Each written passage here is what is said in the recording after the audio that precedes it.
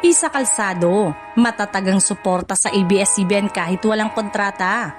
Sa gitna ng patuloy na hamon na kinakaharap ng ABS-CBN, isa na namang kapamilya ang nagpatunay ng matibay na suporta, si Isa Calzado. Sa isang viral na pahayag, inihayag ng aktres na kapit pa rin siya sa laban ng Kapamilya Network kahit wala na siyang kontrata o regular na proyekto.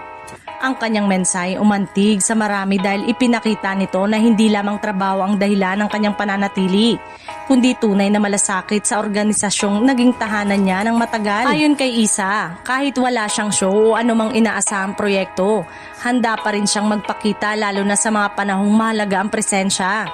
Para sa aktres, hindi nakabase sa kontrata ang pagiging kapamilya kundi sa puso at paninindigan. Marami ang humanga sa kanyang pagiging tapat at tapat sa network na nagbigay sa kanya ng malaking bahagi ng kanyang karera. Matatandang naging malaking bahagi rin si Isa ng ilang malalaking proyekto ng ABS-CBN at ang kanyang pagbabalik upang magpakita ng suporta at nagpatibay sa relasyon niya sa network.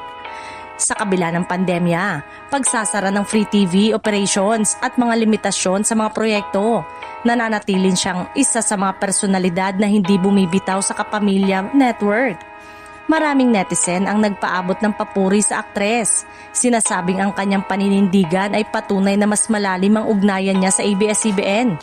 Isang ugnayang hindi kayang tapusin ang pagkawala ng prangkisa o pagbabago ng kontrata. Nakita rin ng publiko ang kanyang senseridad at pagkilala sa kahalagahan ng showing up para sa mga taong naging bahagi ng kanyang paglalakbay sa industriya.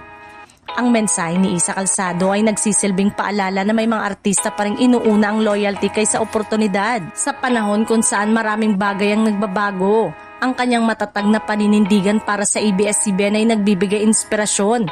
Isang paalala na ang tunay na suporta ay hindi nasusukat sa kontrata, kundi sa paninindigang manatili lalo na when it matters.